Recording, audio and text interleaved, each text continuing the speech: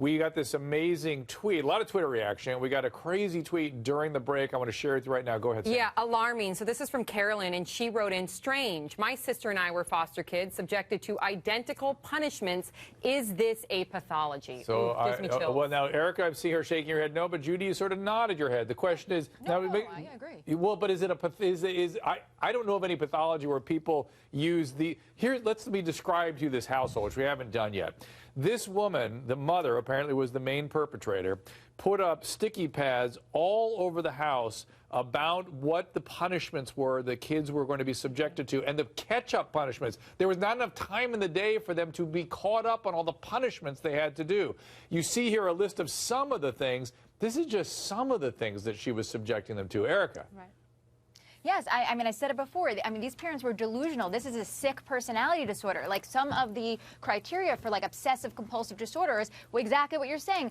Massive amounts of sticky notes because they can never fill up the amount of injustices that these people did by stealing a little mint. I mean, this is crazy. So to say that they're just... And I remember one thing that I learned in one of the many postgraduate classes, that people who are, like, super religious to the extreme, that's almost a form of insanity. And I know that's a really kind of controversial issue. No, it's not controversial. It's not controversial at all, Yeah. Erica, because when people, Judy, you back me up on this, when people become delusional, a lot of the delusions can surround religion. They start saying they're Jesus, they're the Messiah, they're all kinds of things. And so religious focus can be part of, as you say, OCD, and a part of a psychosis. Judy. That's right. It's absolutely a common delusion theme. And here in this case, what I also see is that people who oftentimes are insecure, have problems with authority themselves, will bind to an authoritative figure, institution, in this case religion, and use that to justify all of their actions. And ironically, these parents actually took in these children because they were trying to remove them from another abusive home. That's the right. sad part about this story. Can we talk about the fact that nobody reported? I mean, if I was one of the babysitters or if I was one of the neighbors and I found out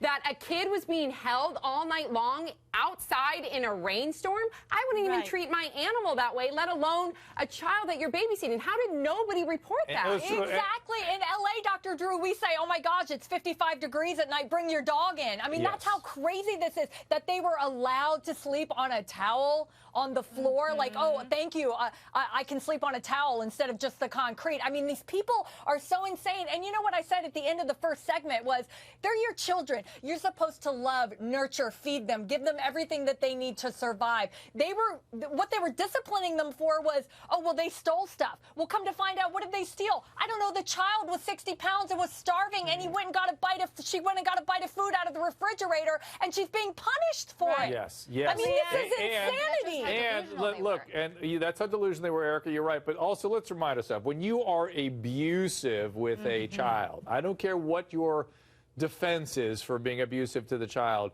you will have acting out behaviors of all sorts. And you may not be aware of them, but they will happen.